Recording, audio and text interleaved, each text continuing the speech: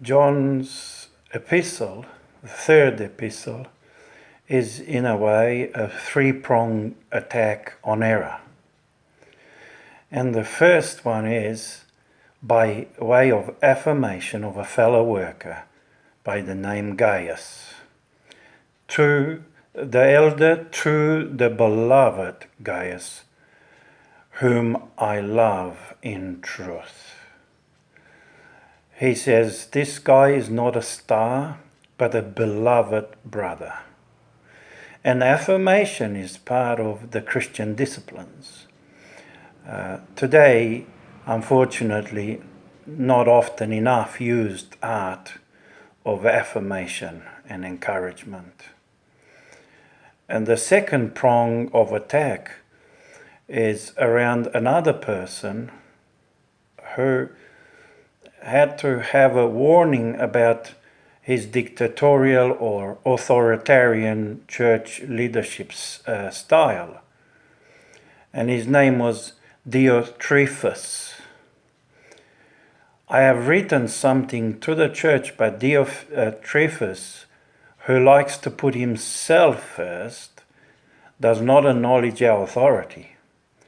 So if I come, I will bring up what he's doing, or I'll tell the believers. Talking wicked nonsense against us.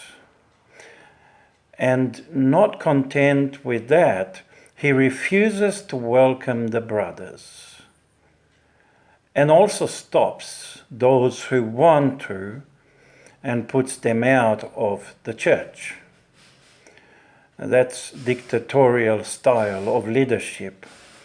And it's very opposite to servant-hearted people of God. So this epistle, firstly, comes up with affirmation for a true believer, and then warning about a believer who acts in opposition to the good Christian principles or Christ-likeness. And then again, to highlight that there's more good than bad in the church, he talks about Demetrius, an example and an inspiration in life. Demetrius has received a good testimony from everyone. In other words, it didn't take long for his true quality to come through. And from the truth itself, we also had our testimony, and you know that our testimony is true, or we, knowing him very well, we keep on affirming him as an inspirational leader. So that's the three-pronged attack on error. And then he goes on to a twofold way of teaching the church. I have no greater joy than to hear that my children are walking in the truth. Why? Because truth always matters a lot. Truth is what you hold on to. Then he goes on to say, dear friend, do not imitate what is evil, but what is good. Anyone who does what is good is from God.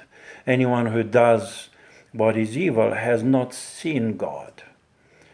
And through that he says, and he teaches, action springs out of your true nature. Now the big question of this epistle is, do you belong to God? This is your time to truly shine and to allow that God nature to come through.